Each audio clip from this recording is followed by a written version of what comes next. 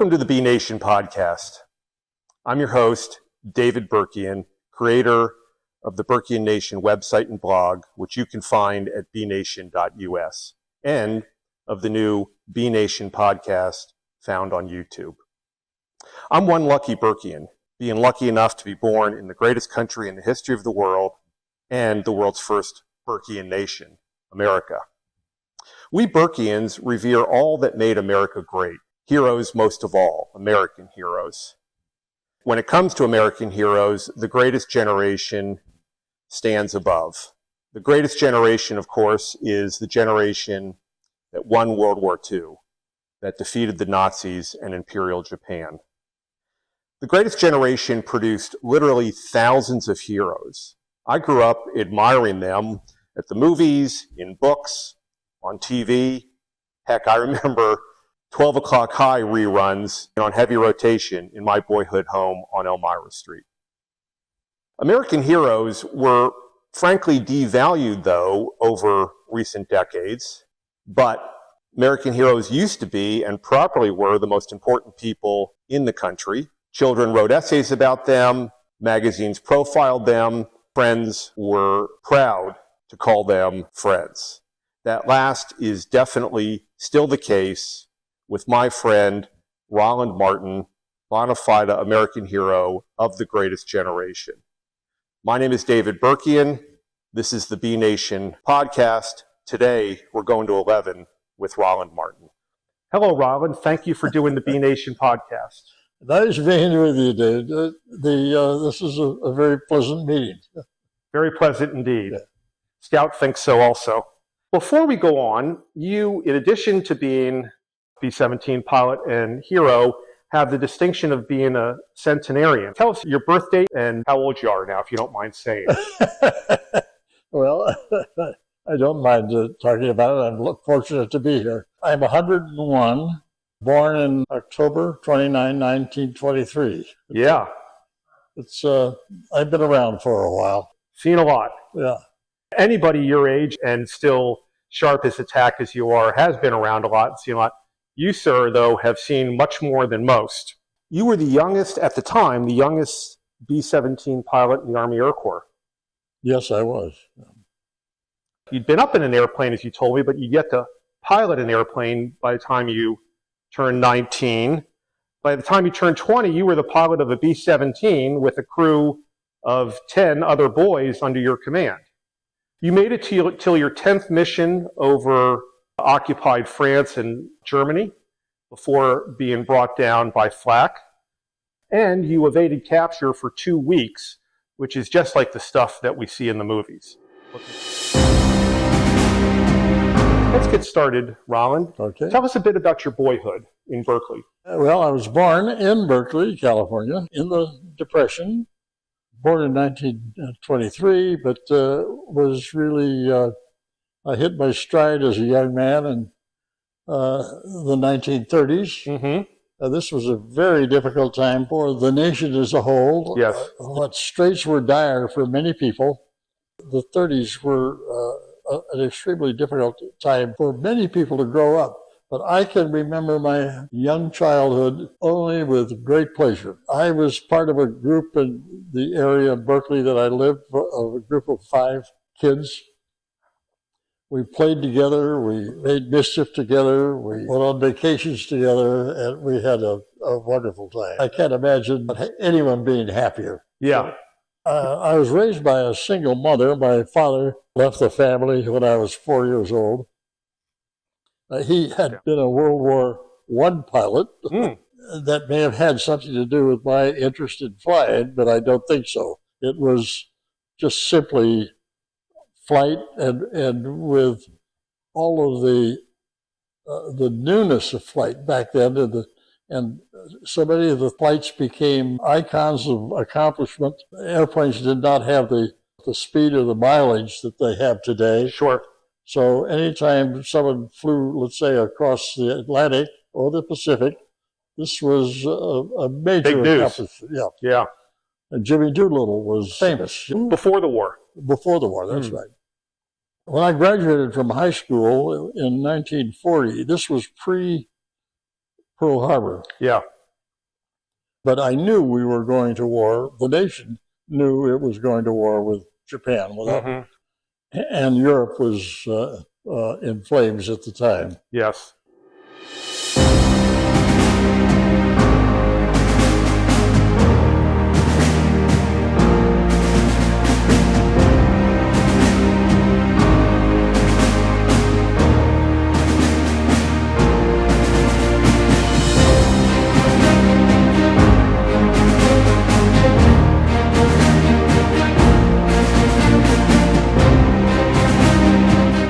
When I graduated, I volunteered to become an Air Cadet, a pilot, maybe at some distant future, a commercial pilot.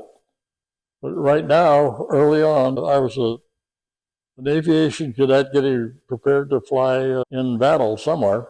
Pause on that for a moment, Roland, because I recall you mentioning at training, I think in Southern California, the commanding officer asked who wants to fly fighter planes, and he asked who wants to fly bombers. Well, I was part of a training group of 141 young men, and when we finished training and got both our wings and our appointments to first lieutenant, okay, officers training. Got it. We were asked, how many of you want to become fighter pilots? And 140 hands went up. Believe it or not, that was hot shot thing. The hot shot, the North Star for everyone. And he said, anyone who doesn't want to become a fighter pilot? And I raised my hand. He said, why? And I said, well, I'd like to have a multi-engine training for possibility of becoming a commercial pilot. Mm-hmm. He said, well, how many engines do you want? I said, the more engines, the better. I got my wish and it became a multi-engine pilot.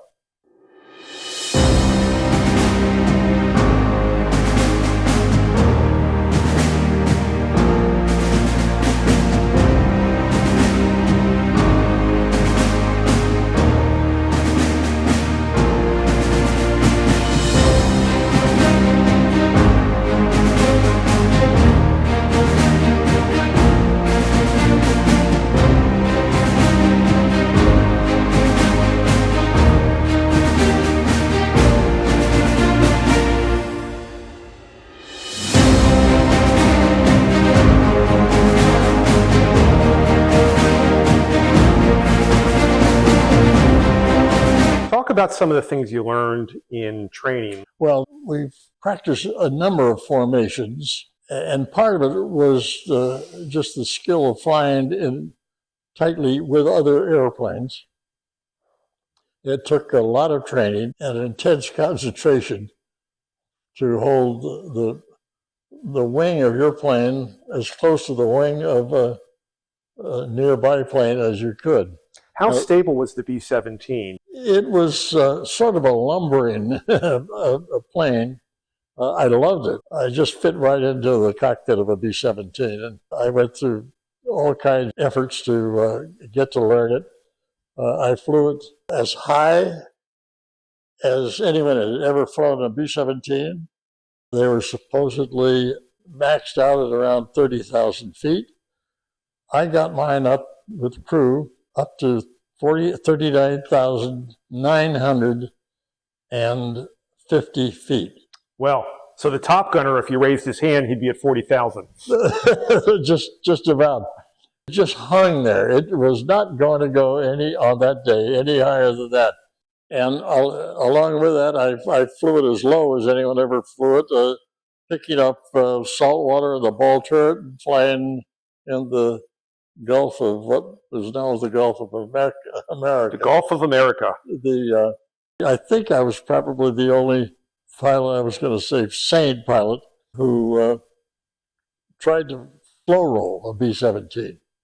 And explain what you mean by slow roll. What is that? Well, that is, you get the plane up to a speed that you hope is going to hold you, turning the plane over, around, and fully 100.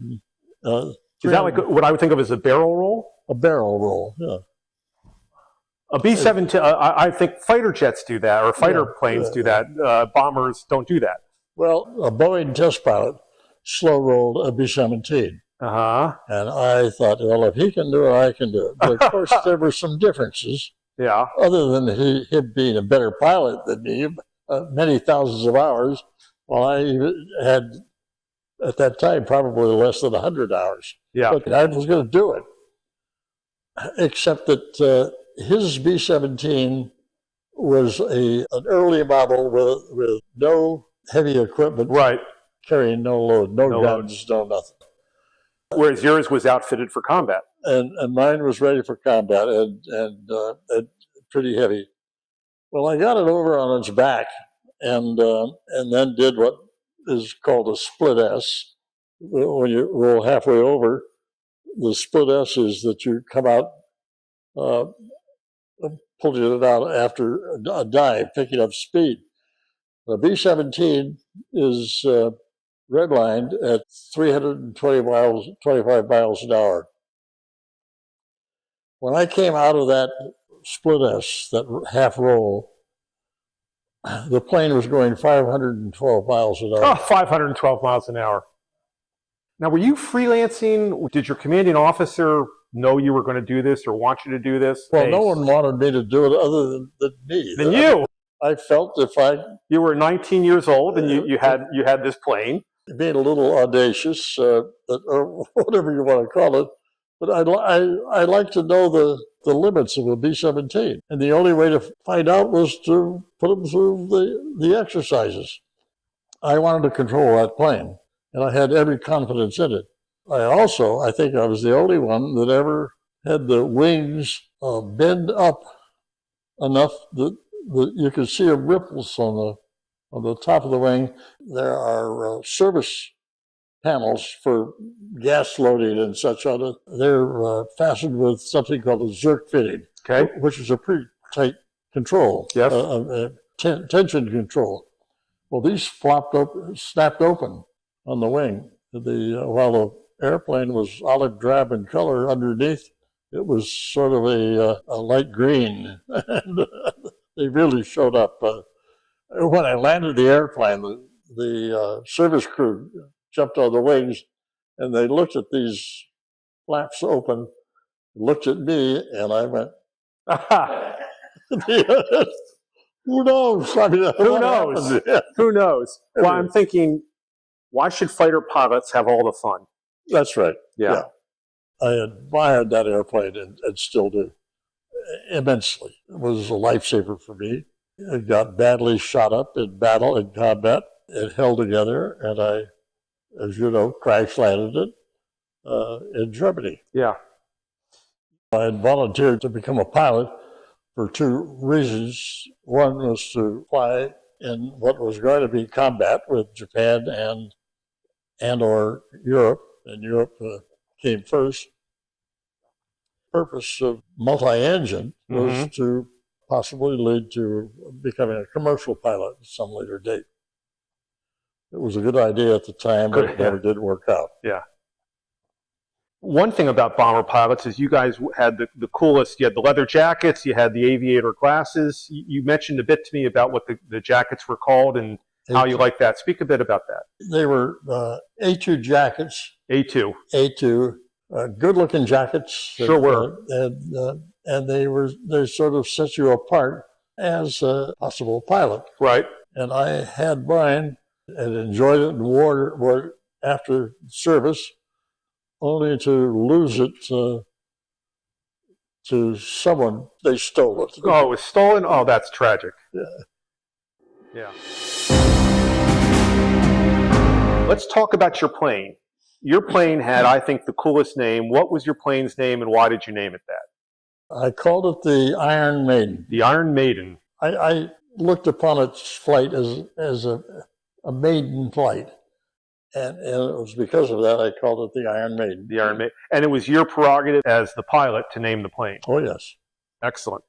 I was told that I would be issued, if you could call it that, a B-17 off the Boeing manufacturing line in Washington State. Mm-hmm. We were to pick up the airplane and then fly it to England. Well, they were slow in getting it off the line. The plane was not ready. And we as a crew then took a train to New York and crossed the Atlantic on a slow boat. I picked up a plane in England, in Kimbolton, England, and it was the plane that we flew 10 missions. That became the Iron Maiden. But it was a new plane? No, it was a well-used plane by the time I got it. I see. Interesting. Mm-hmm. And so then you renamed it the Iron Maiden. I would have renamed it anyway. Right.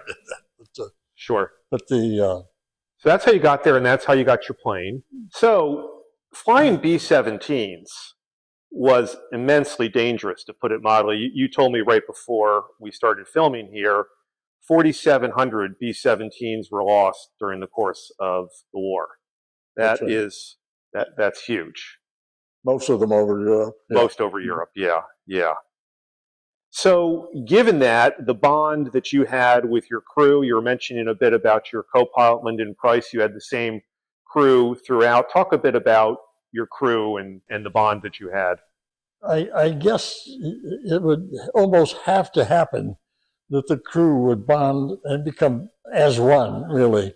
That crew was my crew, but we were all, in effect, equals. I thought as much of the race gunners as I hope they thought of me as the pilot. We were the best of friends and very tight. Did the crew assemble here in the States in training and then go to England and theater together? Yes. I flew training flights in Blythe, California, several other places along with it, but Blythe was the starting point, and picked up a crew in Blythe, and we trained together, flying high and flying low and trying to roll the airplane, the works. They were all with me. No one said, oh, please, let's not do it. It was. No one said, don't do that slow roll. That's right. Yeah. Well, we did try it a second time. Once was enough. That's true. But the plane proved itself, its ability to hold together under the greatest stresses.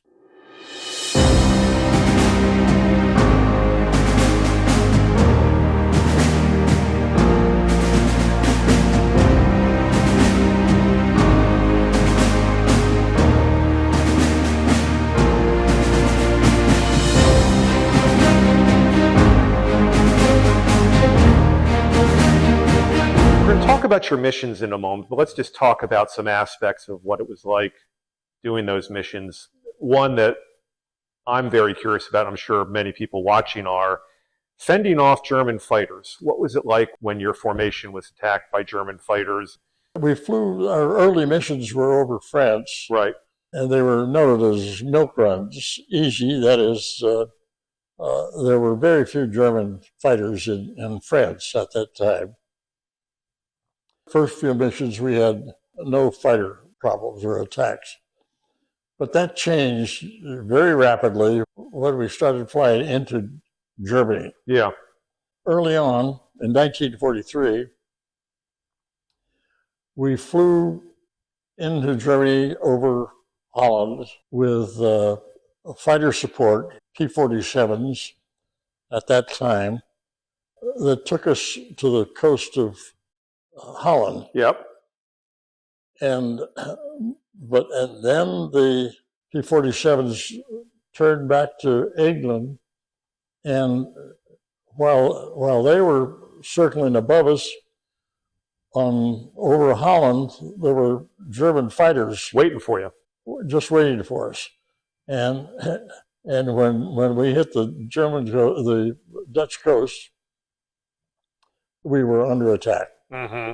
Fighter attack. We were holding as much as we could formation, but it was loose enough that I could adjust the airplane by side slipping one way or another, or pulling up or going down maybe 100 feet in one direction or the other. That's the way we avoided fighter attack. The fighters would come in 12 o'clock. Why they didn't come in 6 o'clock for the tail, I don't know. I think that was a big mistake on their part, because when they came in head on, I could bounce the airplane. We had a by bounce it, you mean go up or down? Up, down, and sideways. Sideways. But, I could see the fighters firing, and they'd come in sometimes 3 or 4 or 5 line abreast.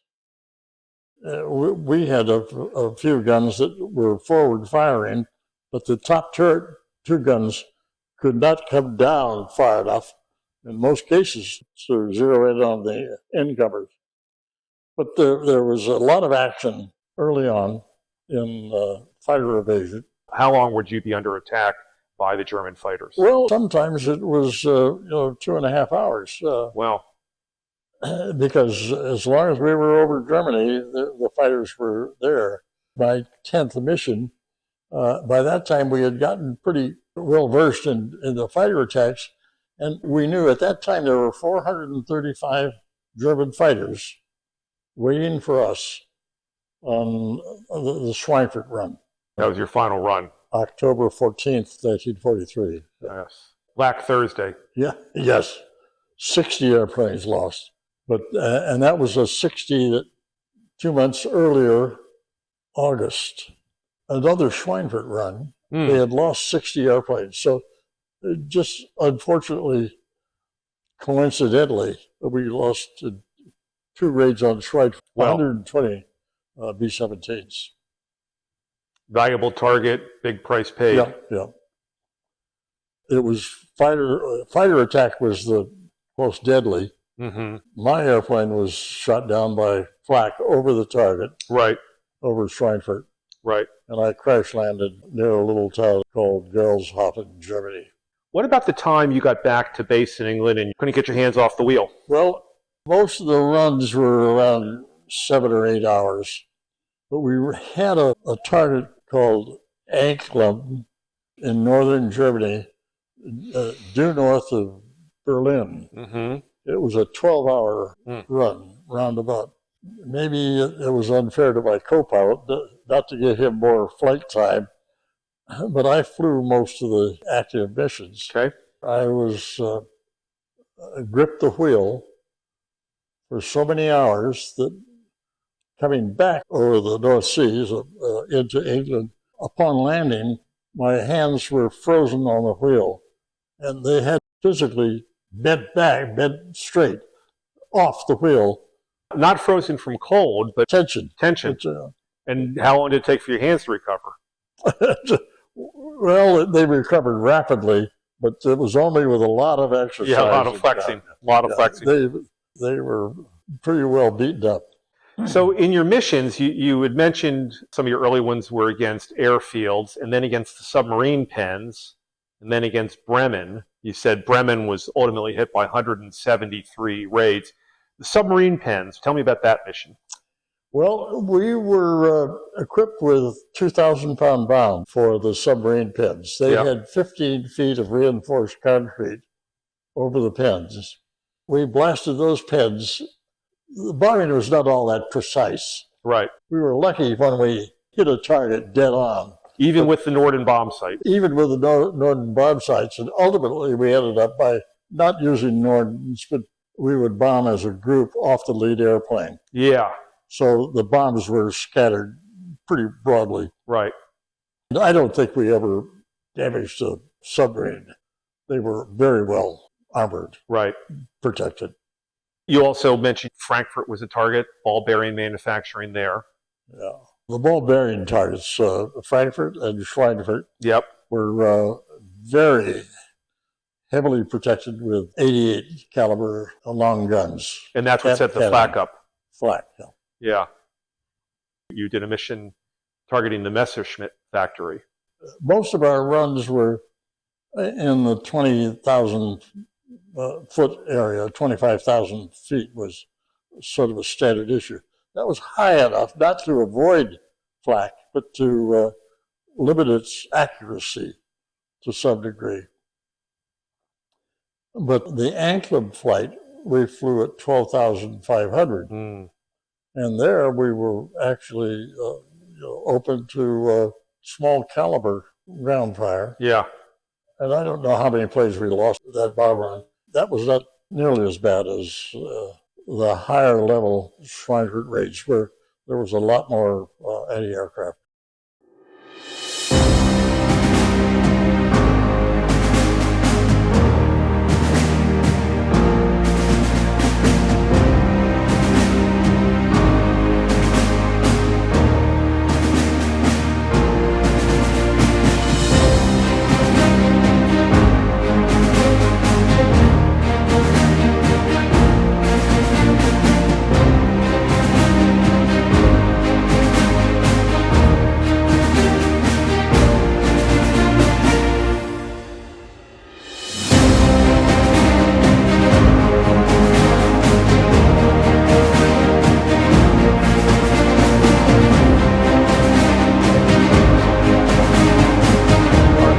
About the Schweinfurt raid, Black Thursday. Obviously, that was when you got brought down by flak. The part that I can remember most clearly is that the formations were loose enough to allow us to move our plane individually within the formation if we were being attacked by aircraft, enemy aircraft. But evasive action was of no help with flak, 88 millimeter cannon. We were loose in formation for most of the run, but when we went on the IP, the initial point, the groups tightened up. The formations were much tighter. There was very little evasive action because, among other things, there were no enemy fighters coming in because it was ground guns that we had to worry about. I can remember on the IP on Schweinfurt, and mind you, once again, the formations were holding tight. There was no movement. And I could look ahead and see the red flash and the black smoke of a bursting 88 millimeter shell. And they were at my altitude and my line of flight. And I knew that that's what I was flying into. Yeah, no, you're in a tight formation. You just got to go through it. I can remember saying, "Good Lord, if you've ever helped me now." Yeah. Because these bursts went directly ahead. And then I knew the next ones were going to be closer. Well, the next ones knocked out 2 engines, let's say on the starboard side. The next burst knocked out 2 engines on the port side. Did not have enough engines that day. And in my case, I did not have enough engines. Right. 4 engines, they were out, and the plane was powerless, and I crash landed the plane. Speak about the crash landing, which was more a landing than a crash, as I understand it. But tell us about how you brought the plane down. It was also complicated by the fact that we had one, I would call it a mop-up plane, that was a Ju-88 with forward-firing 30 millimeter guns. German plane, enemy plane. Light planes, with a 20 millimeter cannon. And it zeroed in on us. So I had to bounce the plane to avoid being hit by that airplane as I was dropping down, and did. And then we got to the point where I couldn't bounce the plane, but I had to straighten it out for a landing. Came in with wheels up, because wheels on a plowed field is an invitation to tumble. Right. So you had to go in on your belly. Yeah. So going in, belly landing, smooth landing. I thought I had a pretty good landing. And, well, the old cliche, any landing you can walk away from is a good landing. Right. But the plane held together, and we came in fairly smoothly. That Ju-88 kept circling us. I landed in a field that was being worked. There were about 20 field hands that stood by and looked at us. And as I tried to burn the airplane, they watched us too. As I took a Very pistol and tried to light the gas that was puddling. That's a flare pistol. Flares, yes. Yeah. But the flares flared off the wrong way. The wrong way. I went back to the plane, pulled a chute by chute, and then fired the flares into the chute. They are hoping that the chute would burn, but it didn't.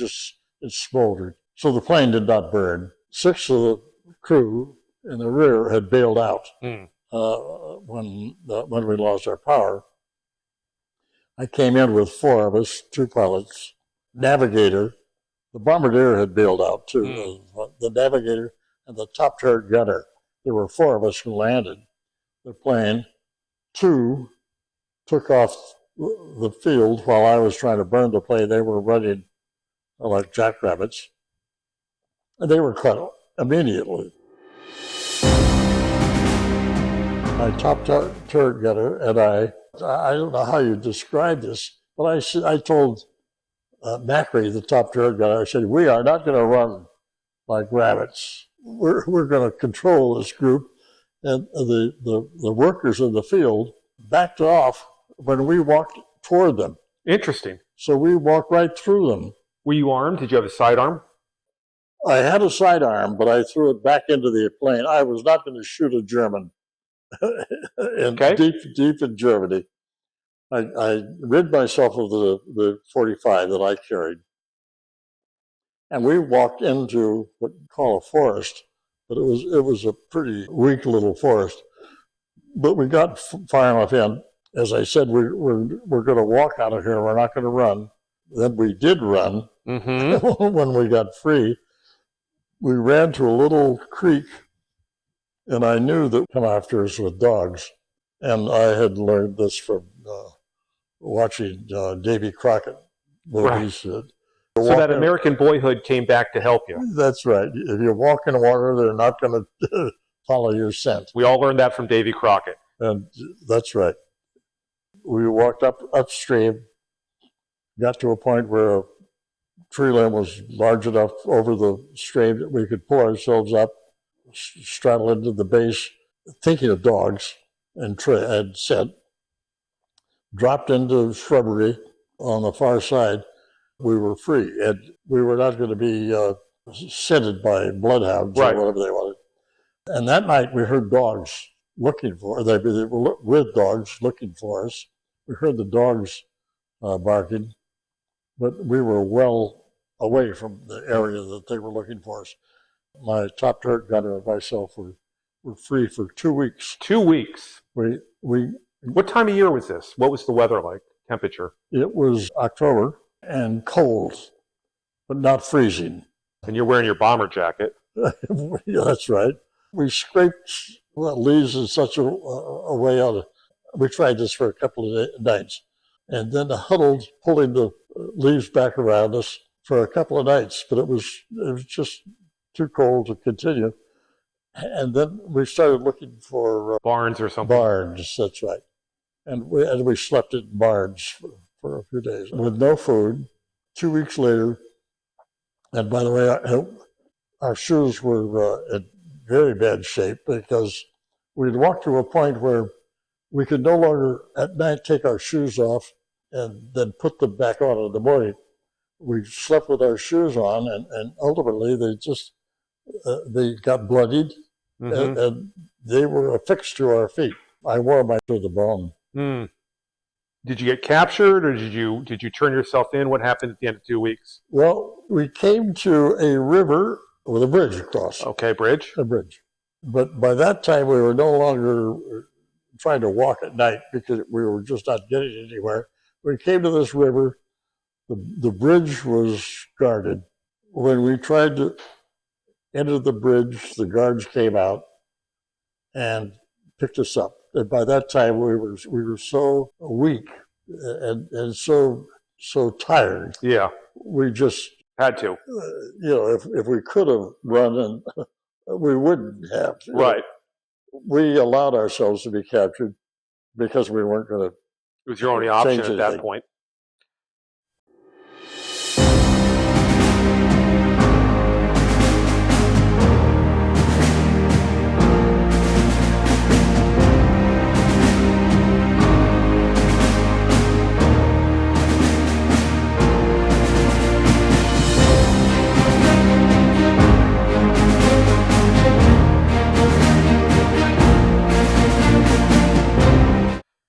You got taken to Stalag Luft 1.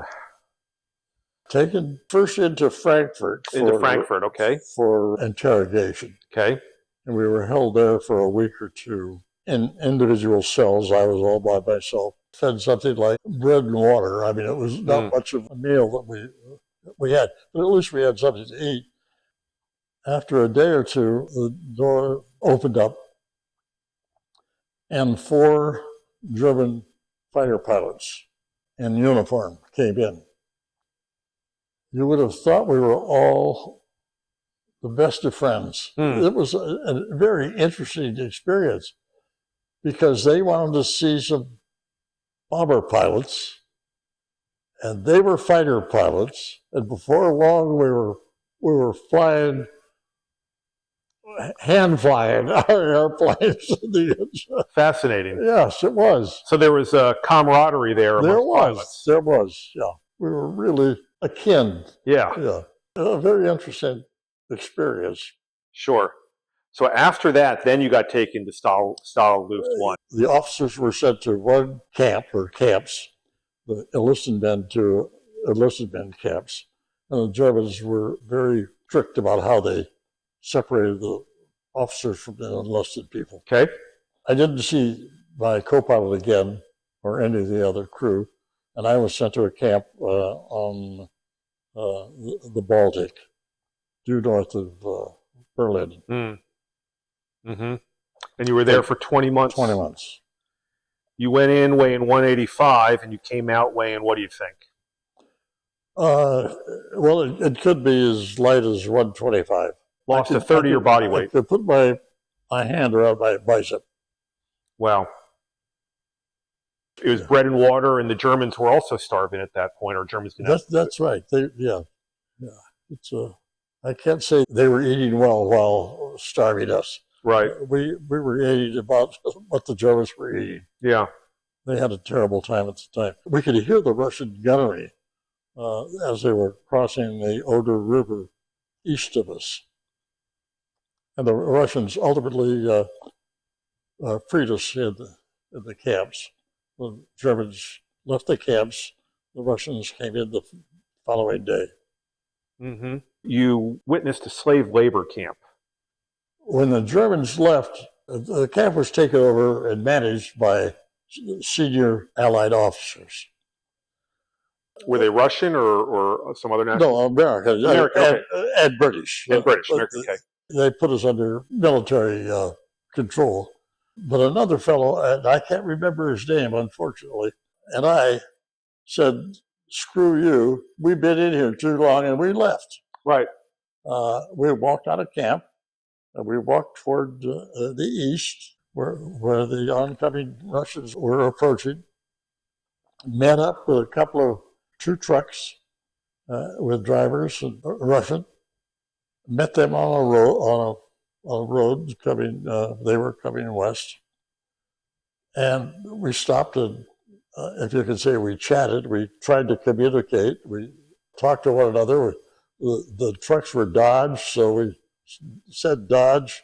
One of them, I think, might have said Roosevelt, Wilson, Stalin, blah, blah, blah. My friend indicated he wanted a drink of water. Right. They had a little red water wagon on a back truck, and they filled a canteen cup, gave it to him. He took a drink and spewed it out. It wasn't pure vodka, but it was 50% vodka, which he didn't expect.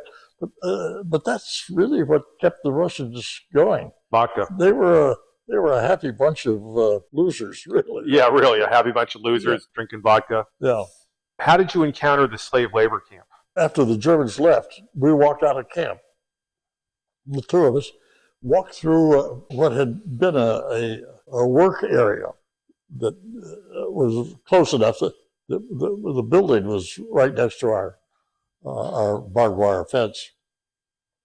We walked into this area, and there were lying on some benches were prisoners who were alive, but they were motionless. The only thing moving were their eyes. And we passed them because I didn't want any of the diseases that they might have. Right. And walked into this labor camp. These people that were still in buildings, but on the far side, walking out the far side, there was a 10 by 20 foot ditch built with naked bodies in it. Dead bodies, just corpses. Throw the corpse in there. There was another, what had been a burial spot, a ditch, which was covered over. So they had filled one with prisoners, and the prisoners were mostly French and Poles. So this was not Jews or others. This was slave labor camp, French and Poles, and part of what I take away from that was the cruelty of the Nazis knew no bounds, and yeah, absolutely had no boundaries either. Well, they worked them to death.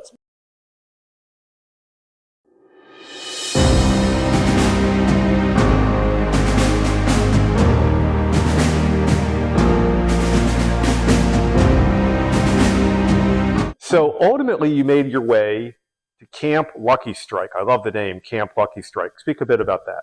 The Russians came in. As the Russians advanced, the Germans left.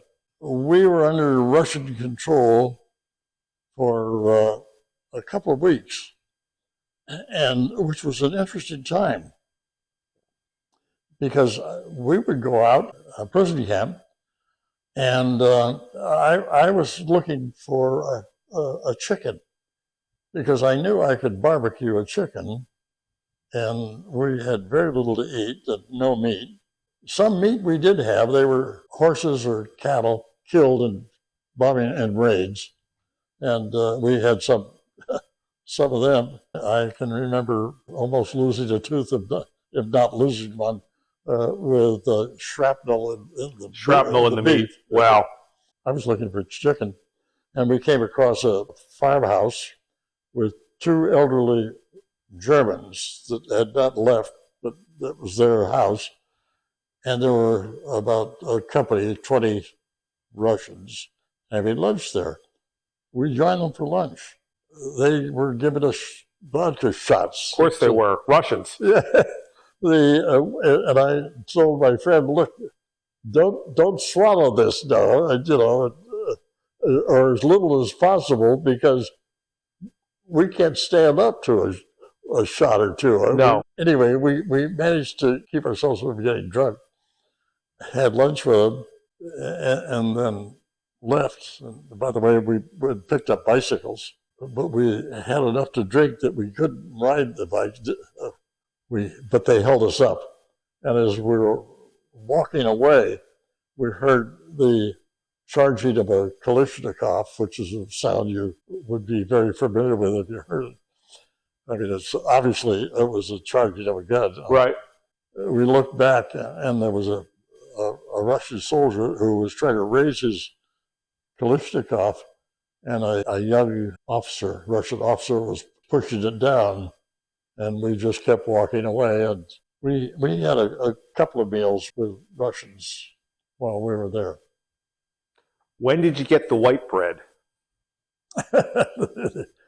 Well, the only bread we had in northern Germany was black bread, broke bread, something like that. But they stacked it up outside, and the crust was so hard that it would rain on it, and the rain would just fall off. It didn't dampen the bread at all. But this was the kind of bread that we had. Right. When we were freed and taken by the Allies to a camp in France called Camp Lucky Strike, they gave us anything we wanted. But the food that I loved the most early on was just plain white bread. Sure. No butter, no nothing. Right. White bread. It was like the angel food cake. Like angel food cake, and it had to be, especially at that stage. Let's advance now. You finally get to come home. You're 22 years old. What was it like coming home, and what was your mindset? Well, obviously, it was appreciating the fact that I was still alive, those of us with us. We had come across on a slow Liberty ship. Right, the freighter, basically. One of the guys before we left Southampton, had somehow or other spirited a few quarts of booze on board. And when we got out to sea, we were snockered right to the. Why not? We were in the infirmary, which was a nice, clean, white room with beds. We got ourselves so snockered that we didn't know where we were. We could fall on the floor and not even feel it. We just had a jolly old time. That wasn't all the way across but it was part of the way. And then we were cold sober when we got to New York. The Statue of Liberty had such an emotional impact to us. I can still remember looking at it and thinking, dear God, thank you, Lord, for turning it home. But, for everything, for getting you home, for America, for everything that the Statue of Liberty stands for. Wow, that's very, very moving. You mentioned to me that you were committed to catching up. You were behind by 3 years in your mind. Mm-hmm. And I was preparing myself. I was getting a college degree, which I needed, but then I was going to make up for the past 3 years by going after whatever business I could find. But I was invited to Lake Tahoe with some friends to enjoy a little vacation. Sure. They arrived. I knew an uncle and fellow he worked for, knew them both. And I guess I knew that employer had a daughter. I had never seen her as far as I knew. But here, the three of them came to Tahoe. And the four of us sat around talking during the day. Two fellows went to bed. This daughter was a knockout. Oh, yeah. She was, a beauty. I was so, just possessed with her that we talked, I think, the whole night through. I don't know what we were talking about. And her name was? Her name was Betty. Betty. And let me just skip ahead, and then I'm going to have you continue. You and Betty ultimately were married for how many years? 70. 70 years you and Betty were married. So this was the night you met. Keep going. Well, that was the night we met. And the next month or two, all I could do was, I was living in Berkeley at the time. Yeah. Cross the bridge in a Jeep that I had picked up. And an open Jeep, no top. Right. Anything. I would drive to San Francisco, pick up Betty, and we would just have a wonderful time. I would drive to Ocean Beach, down the stairs. The Jeep would drive anywhere. Down the stairs and into the surf with the Jeep sort of spraying water behind us. I can picture it, Roland. I can picture it. And of course, nobody could get away with that nowadays, to drive down the stairs, hightail it around in your Jeep with your girl. Well, I think they'd find a better way of handling it. I was smitten. My thought about what I was going to do for a life of work had gone from my mind.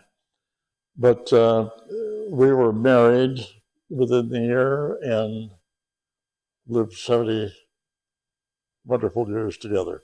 Well, that is wonderful. Speaking of what you did for a career, let's change gears, because nothing's going to be as interesting as being a B-17 pilot shot down. But your career with SONY, being the executive in charge when the Walkman was introduced into America, is fascinating by itself. Talk a bit about that. Well, I was one of their two first hires in this country. In America, yes. 55. 55. Maybe, yeah. And you spent about 20 years with SONY then? Yes. I was hired by the two founders of SONY Corporation. to work for Sony. Akio Morita being one of them. Akio Morita and Ibuka.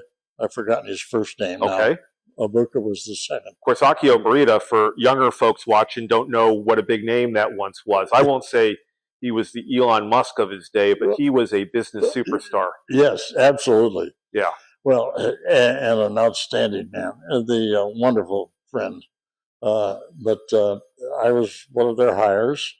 I was put in charge of their introduction of the product. One of the children, I guess it was Marita's child, boy, said, "No, you don't want to call it that. You want to call it a Walkman." It's and they went like this, out of the mouths of babes, and it became a Walkman. Yeah, the Walkman, and I need to point this out because again, I'm a sexagenarian. I'm in my 60s. People who are probably, if you're younger than 50, you probably don't know how large of a cultural phenomena the Walkman was. That's right. The Walkman was the iPhone of its day. It was the iPod of its day. Yes. Actually. Yeah. What it was, for those who don't know, was a small portable cassette player.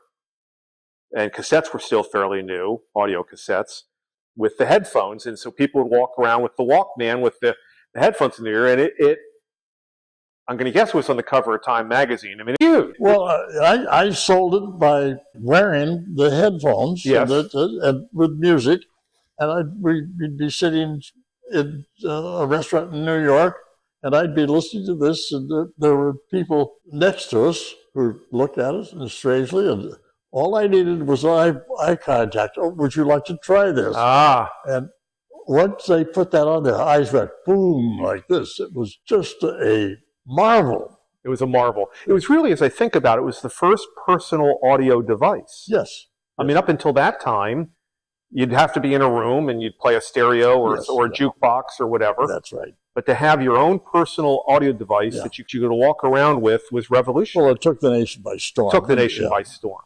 Yeah, it was just a wonderful opportunity for me, and I had a great 20 years with Sony.